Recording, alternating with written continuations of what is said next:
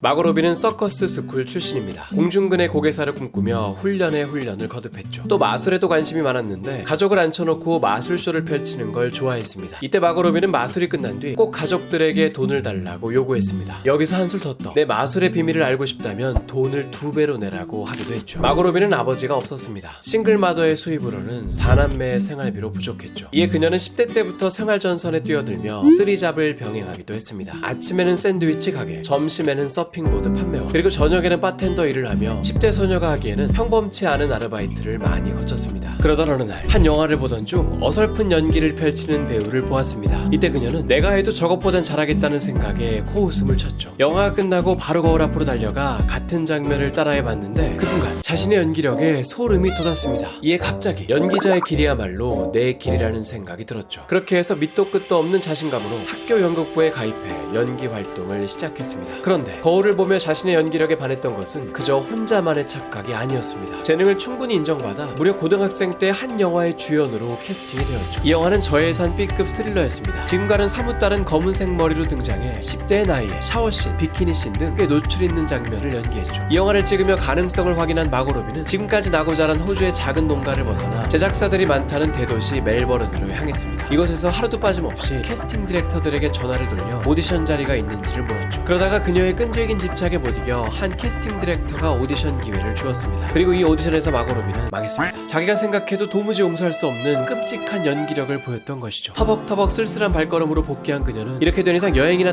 다녀와야겠다며 캐나다행 비행기표를 끊었습니다. 그런데 캐나다에 도착한 지 이틀째가 되던 날 마고 로비는 한 통의 전화를 받게 됩니다. 오디션 합격 통보 전화였죠. 이렇게 해서 마고 로비는 시차 적응도 되지 않은 단 이틀 만에 다시 지구 반대편인 호주행 비행기에 몸을 실었습니다. 이 배역은 드라마에서 딱 한 회만 출연하는 단역이었으나 예상을 훨씬 웃도는 폭발적인 관심을 받아 무려 3년이 넘는 세월 동안 고정 출연을 하게 됩니다. 그러면서 촬영이 없는 날엔 미국식 발음 교습을 받으며 할리우드 진출을 준비했죠. 호주를 벗어나 찍은 첫 외국 영화는 바로 레이첼 맥아담스 주연의 About Time이었습니다. 여기서 주인공이 짝사랑하는 여자로 나왔죠. 영화 후반부로 갈수록 레이첼 맥아담스의 존재감이 워낙 폭발적이어서 상대적으로 묻히긴 했으나 꽤 준수한 인상을 남기며 성공적인 해외 데뷔를 치렀습니다. 그리고 차기작을 물색하던 어느 날 그녀는 한 당찬 배역에 오디션 테이프를 보냈습니다. 당시 영화사에서 내걸은 이 배역의 이름은 역대 최고의 금발 미녀였죠. 이 역할은 바로 레오나르도 디카프리오의 아내 역할이었습니다. 희대의 주식 투자 사기극을 다룬 영화 더 울프 오브 월스트리트에서 레오나르도 디카프리오가 홀딱 반해 본처와 이혼하게 만드는 새 아내 역할이었죠. 이 역할에는 블레이크 라이블리, 앰버 허드, 수지 에브로메이 등 당대 웬만한 20대 금발 배우들이 도전장을 던졌습니다. 그러나 감독은 신선한 느낌을 위해 좀 더 인지도가 낮은 배우를 원했습니다. 그렇게 해서 마고 로비가 최종 후보자로 뽑혀 대면 오디션을 하게 되었죠. 그런데 바로 이날 엄청난 사건이 벌어지게 됩니다. 마고 로비는 오디션이라 생각해 편한 복장으로 갔습니다. 청바지에 부츠를 신었죠. 캐스팅 디렉터는 이 모습을 보고 고개를 절레절레 저으며 역대 최고의 금발 미녀 역의 오디션을 보면서 복장 준비조차 안 되어 있다고 되돌려 보냈습니다. 마고 로비는 그 길로 바로 옷가게로 달려가 최대로 타이트한 옷과 최고로 높은 하이힐을 신고 나타났죠. 이렇게 해서 겨우 대면 오디션의 기회를 갖게 되었는데 이 자리에는 상대 역인 레오나르도 디카프리오도 나와 있었습니다. 직접 상대 역을 해주며 오디션을 함께 봐주고 있었던 겁니다. 생각지도 못한 대배우를 코앞에 두고 연기를 펼쳐야 하는 긴장된 순간이었습니다. 주어진 시간은 달랑 30초. 이 30초의 연기에 모든 것이 결정되는 상황이었습니다. 레오나르도와 서로 고함을 치며 싸우는 장면을 연기했죠. 그런데 이 짧은 시간에 뭐라도 강렬한 인상을 남겨야 할 것 같다는 생각에 원래는 키스를 해야 할 장면에서 레오나르도에게 욕을 하며 뺨을 때리고 말았습니다. 순간 레오나르도도 지켜보고 있던 감독도 스태프들 모두 정적이 흘렀죠. 이 연극과도 같은 짧은 시간 마고 로비는 이제 내 배우 커리어는 끝났다는 생각에 절망했습니다. 정적을 깬 것은 레오나르도의 웃음소리 그리고 뒤이어 감독과 스태프들의 깔깔거리는 웃음소리가 터져나왔습니다. 심지어 레오나르도는 마고 로비를 보며 연기가 너무 좋았다고 한 번 더 때려달라고 말하기까지 했죠. 그렇게 해서 마고 로비는 극적으로 이 배역을 따내게 됩니다. 이 영화는 글로벌 대흥행을 기록했고 덕분에 마고 로비는 전 세계에 그 뇌세적인 눈빛을 알릴 수 있었습니다. 그러나 이것은 그녀에게 양날의 검이었습니다. 이 영화에서의 이미지로 인해 러브콜이 밀려들었으나 제2의 오는 배역이 하나같이 금발의 뇌세적인 섹시녀라는 1차원적인 캐릭터였죠. 심지어 더 성적인 매력을 어필하기 위해 몸에 오일을 바르고 촬영해야 한다는 배역도 있었고 태닝을 하고 왔으면 좋겠다고 요구한 배역도 있었습니다. 그 어느 배역도 깊이 있는 캐릭터가 아닌 성적으로 소모하는 캐릭터뿐이었죠. 섹시스타가 아니라 연기파 배우가 되고 싶었던 마고 로비에게 이것은 그리 끌리는 상황은 아니었습니다. 그렇게 해서 이런 배역들을 모두 거절하고 마고 로비는 한 저예산 영화를 선택하며 엄청난 모험을 하게 됩니다. 이 영화는 바로 포스트 아포칼립스 세계를 다룬 최후의 제트입니다. 여기서 여기서 수수한 시골 소녀 같은 역할을 맡았죠. 핵전쟁으로 인류가 거의 멸종하고 황폐해진 세상에 홀로 남겨진 한 여자를 연기했습니다. 인류 최후로 남은 한 여자를 두고 두 명의 남자 사이에서의 묘한 긴장감, 반전에 반전을 거듭하는 삼각관계, 그리고 열린 결말로 끝나는 엔딩, 이 모든 것으로 인해 생각할 거리가 많은 심오한 영화였습니다. 두 명의 남자 사이에서 중심이 되는 인물이라 평소에는 수수한 모습을 하고 있다가도 또 어떤 장면에서는 남심을 흔드는 어필이 들어가 다방면의 매력을 모두 뽐냈죠. 이 배역을 따내기 위해 했던 행동이 마고 로비의 성격을 잘 드러냅니다. 원래 이 영화는 아만다 사이프리드가 주연을 맡을 예정이었습니다. 그러나 스케줄 문제로 하차하게 되었고, 이 소식을 들은 마고 로비는 직접 제작사를 찾아갔죠. 그리고는 자신은 어렸을 때부터 농가에서 자란 시골 소녀라며 그 시절의 사진을 보여주며 이 역할의 적격이라는 점을 어필했습니다. 이때까지만 해도 더 울프 오브 월스트리트에서의 강렬한 이미지로만 그녀를 알고 있었던 제작사는 이런 반전 매력을 느껴 이 배역을 맡겼습니다. 막상 진한 화장을 지우고 나서 보니 고전적인 미녀 얼굴이 보여 놀랐다고 합니다. 이 영화는 지금에 와서 보면 크리스 파인, 마고 로비, 치웨텔 에지오포 이렇게 3명의 네임드 배우가 출동한 데다가 베스트셀러 소설을 원작으로 한 꽤나 매력적인 조건의 영화였으나 결국 소수의 극장에서만 개봉되며 흥행에는 실패했습니다. 그러나 이 영화로 인해 일부 영화 관계자들은 수수함과 섹시함의 양면을 미묘하게 오가는 그녀의 연기에 매력을 느꼈습니다. 이에 윌 스미스 주연의 범죄 코미디 포커스에서 윌 스미스의 상대역으로 캐스팅이 됩니다. 두 사기꾼이 같은 상대를 두고 사기극을 벌이다가 서로에게 빠져드는 로맨틱 코미디스러운 영화였죠. 윌 스미스의 영화치고는 아쉬운 평가를 받았으나 제작비의 3배를 넘게 벌어들이며 흥행에는 꽤 성공했습니다. 이 영화에서 마고 로비는 다시 육감적인 매력을 마구 뽐냈는데 이 빨간색 드레스를 비롯해 영화 내내 그녀가 입은 다양한 원피스가 화제가 되기도 했습니다. 그렇다고 이 캐릭터는 단순히 외모만을 강조하는 1차원적인 배역은 아니었습니다. 영화 끝으로 갈수록 점점 인간다운 매력을 발산하는 배역이었죠. 윌 스미스는 마고 로비와의 촬영이 어땠냐는 질문에 자신에게 이렇게 많이 연기 지도를 하는 상대역은 처음 봤다며 이 장면은 이런 식으로 연기해보시죠 라는 말을 들을 때마다 속으로 내가 너보다 영화를 몇 개를 더 해봤는데 하는 생각이 들었다고 합니다. 그런데 놀랍게도 마고 로비가 원하는 방식으로 연기를 하니 합도 더 잘 맞고 결국엔 더 자연스러운 그림이 나온 것 같다며 그녀의 눈썰미를 칭찬했죠. 이렇듯 마고 로비는 그 누구의 상대역을 하더라도 어울리는 그림을 만들어냈습니다. 레오나르도 디카프리오와 윌 스미스 이 두 명의 대스타 옆에서도 반짝반짝 빛나는 그녀를 보며 영화 관계자들은 완전히 새로운 도전을 해보기로 결심합니다. 마고 로비를 특이한 남자 옆에 세워보기로 말이죠. 이 남자는 시종일관 팬티만 입고 다니는 남자였습니다. 바로 타잔이었죠. 레전드 오브 타잔이라는 영화에서 여주인공 제인 역할을 맡았습니다. 그 유명한 타잔 원작 소설을 기준으로 8년이 지난 시점의 이야기를 다룬 영화입니다. 이제는 정글을 떠나 런던 도심에서 문명 사회에 적응한 타잔의 모습이 나오죠. 그러다가 한 남자에게 스카우트되어 고향을 구하기 위해 다시 정글로 향하는 이야기였습니다. 게다가 제의를 받은 제인 포터라는 배역은 마고 로비가 연기하고 싶은 캐릭터와는 너무나도 거리가 멀었습니다. 제인은 그간의 타잔 영화에서 늘 전통적으로 공경에 처해 구출만을 바라는 수동적인 캐릭터였죠. 이에 마고 로비가 난색을 표했는데 이 영화의 감독은 포기하지 않고 그녀를 설득했습니다. 이번 영화에서 제인을 재해석할 예정이라며 타잔의 얼굴에 강펀치를 날리고 줄을 타며 정글을 누비는 등 능동적인 캐릭터로 연출할 거라며 말이죠. 이 말을 들은 마고 로비는 그제서야 환하게 웃었습니다. 어렸을 때 서커스를 좀 했기에 줄 타는 거 하나만큼은 자신 있다며 출연을 받아들였죠. 마고 로비는 그간의 녹슨운동 신경을 되살리기 위해 따로 아크로바틱 레슨을 받는 등 만반의 준비를 갖췄습니다. 그리고 드디어 레전드 오브 타잔이 개봉되었습니다. 그리고 마고 로비는 망했습니다. 능동적인 캐릭터로 재해석하겠다는 말이 무색할 정도로 두 손이 묶여 끌려다니고 맹수에 쫓겨 소리 지르며 도망가고 결국에는 또 타잔이 줄을 타고 와 구출해주는 등 또 뻔한 제인 포터라는 캐릭터가 연출된 것이죠. 주먹질을 하거나 역동적인 액션씬도 촬영을 하긴 했었으나 결국 최종 편집에서 잘려나갔습니다. 이 영화는 다소 뻔한 스토리와 서두른 듯한 전개로 평론가들의 혹평을 받기도 했으나 호쾌한 정글 액션 그리고 사무엘 잭슨의 연기력 등 나름 호평 요소도 있었습니다. 무엇보다도 시종일관 드러내는 섹시함이 엄청난 화제가 되었죠. 물론 타잔이 말이죠. 타잔 역을 맡은 스웨덴 출신의 알렉산드르 스카르스고르드는 철저한 식단 관리로 40대의 나이에 군살 없는 탄탄한 근육과 화려한 액션을 선보이며 마고 로비보다도 더 섹시했다는 평가를 받았습니다. 촬영 4개월 전부터 촬영 기간 내내 엄격한 식단을 유지하느라 파스타가 너무 먹고 싶었다고 하는데 촬영이 끝나자마자 집으로 달려가 4일 동안을 파스타만 먹었다고 합니다. 틀에 박힌 배역을 벗어나고 싶었지만 졸지에 또 뻔한 캐릭터를 연기해야 했던 마고 로비는 상심이 컸습니다. 이 영화 이후에도 상황은 바뀌지 않아 제의를 받는 배역들이 하나같이 들러리성 캐릭터뿐이었습니다. 공동주연이라고 접근해왔지만 결국 실체 실체를 들여다보면 주연 같은 조연이었던 것이죠. 누군가의 아내, 누군가의 여자친구에 머무는 캐릭터들이었습니다. 주인공다운 주인공 역할을 해보고 싶었던 마고 로비는 결국 큰 결정을 내렸습니다. 작은 영화사를 차려 내가 원하는 배역을 직접 만들어 보기로 말이죠. 여기서 흥미로운 사실은 불과 몇 년 전 마고 로비는 자기도 모르게 이미 영화사를 설립했었다는 것입니다. 그러나 이런 사실을 잊고 있었을 정도로 제대로 된 회사라기보다는 술김에 만든 그저 이름뿐인 회사였죠. 이 회사 설립에는 재미있는 에피소드가 있습니다. 때는 더 울프 오브 월스트리트의 시사회 때였습니다. 이 당시 마고 로비는 3명의 일행과 함께 시사회를 갔었습니다. 어린 시절부터 함께 자란 베스트 프렌드, 남자친구, 그리고 남자친구의 베스트 프렌드, 이렇게 3명과 함께였죠. 뒤풀이에서 잔뜩 취한 이 4명은 이렇게 마음이 잘 맞는데 아예 한 집에서 다 같이 사는 게 어떠냐는 생각을 하게 됩니다. 그리고 회사를 만들어 한 집에서 일도 같이 해보는 게 어떻겠냐는 얘기가 나왔죠. 그렇게 해서 설립하게 된 제작사가 바로 럭키챔프 엔터테인먼트였습니다. 이때까지만 해도 그저 이름뿐인 영화사였으나 진정 자신이 원하는 배역을 하려면 본격적으로 영화사를 키워야 한다는 걸 느꼈던 것이죠. 그렇게 해서 마고 로비는 한 영화를 기획해 제작, 주연까지 맡게 됩니다. 이 영화는 바로 한 피겨스케이팅 선수의 이야기를 다룬 마이토냐입니다. 라이벌 습격 스캔들로 세간을 떠들썩하게 했던 실존 인물 토냐 하딩을 조명한 블랙 코미디 영화이죠. 토냐 하딩은 미국 피겨스케이팅 역사상 처음으로 트리플 악셀을 성공시킨 선수로 피겨스케이팅계의 입지적인 인물이었습니다. 그렇게 이 캐릭터를 연기하기 위해서는 수준급 스케이팅 실력이 필요했죠. 마고 로비는 촬영에 앞서 4개월 동안 매일 훈련을 거듭하며 스케이팅 실력을 쌓아나갔습니다. 그렇게 해서 이 트리플 악셀을 해내는 명장면이 만들어졌죠. 영화 개봉 후 이 장면을 본 관객 중에서는 아무리 훈련을 했더라도 선수들도 하기 어려운 이 기술을 배우가 한다는 게 도무지 말이 안 된다, 합성한 거 아니냐는 반응도 있었습니다. 그런데 합성이었습니다. 슬로우 모션으로 봐도 티가 안 날 정도로 엄청난 완성도의 합성이었죠. 마고 로비의 얼굴을 3D 스캔한 뒤 실제 피겨스케이팅 선수의 고난도 연기에 맞춰 얼굴만 바꿔 끼우는 작업이었습니다. 워낙 세밀한 작업이라 여기에만 장장 3개월이 걸렸다고 합니다. 하지만 빙판에서 펼치는 모든 연기가 합성은 아니었습니다. 마고 로비는 토니 하딩이 실제 올림픽에서 펼친 루틴 중 첫 1분을 직접 연기했으며 고난도의 기술을 빼고는 직접 빙판 위를 달렸죠. 이 영화는 실존 인물들에 대한 싱크로율로도 화제가 되었습니다. 특히 악랄한 어머니 역할로 나온 앨리슨 제니의 연기가 어마어마했죠. 결국 이 영화로 아카데미 여우조연상을 수상하는 기염을 토했습니다. 마고 로비 또한 이 영화로 인해 생애 처음으로 여우조연상 후보에 올랐죠. 이 영화는 제작비의 5배를 벌어들이며 흥행에도 성공했습니다. 이렇듯 처음으로 제작을 맡은 영화에서 대박을 터뜨린 마고 로비는 자신의 선택이 옳았음을 느꼈습니다. 그게 중심마저 완벽하게 소화해낸 그녀에게 예전과는 비교가 안 될 정도로 다양한 배역 제의가 쏟아졌습니다. 그렇게 해서 맡게 된 배역이 바로 할리 퀸이었죠. 수어사이드 스쿼드에서 이 똘끼 넘치는 광대를 연기하며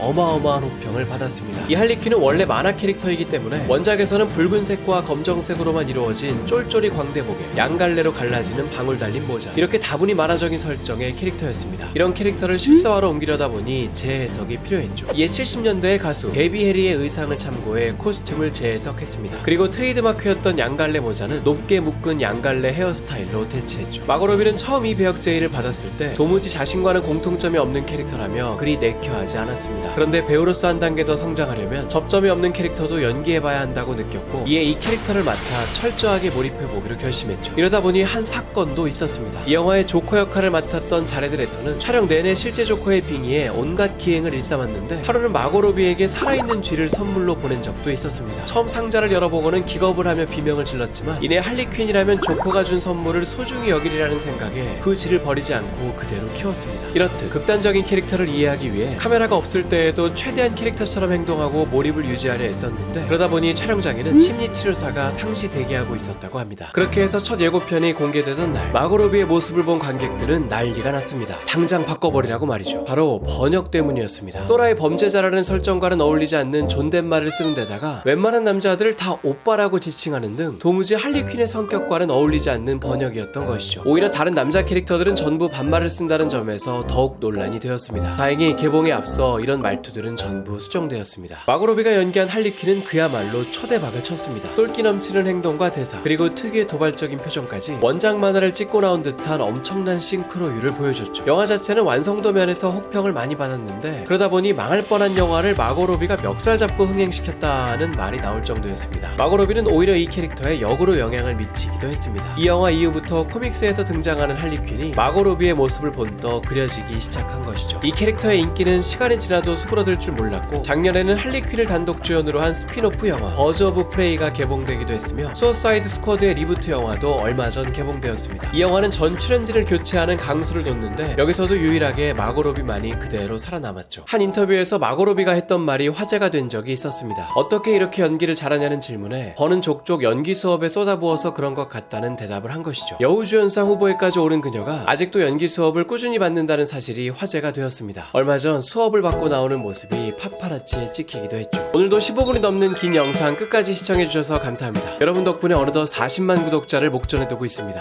유튜브 하겠다고 직장 나온 게 엊그제 같은데 여태까지 이렇게 행복한 꿈을 꿀 수 있게 해주셔서 진심으로 감사드립니다. 저희에게는 구독과 좋아요 한번 눌러주시는 게 정말 큰 힘이 되니까 꼭 부탁드리고요. 우리 다음 영상에서 또 만나요.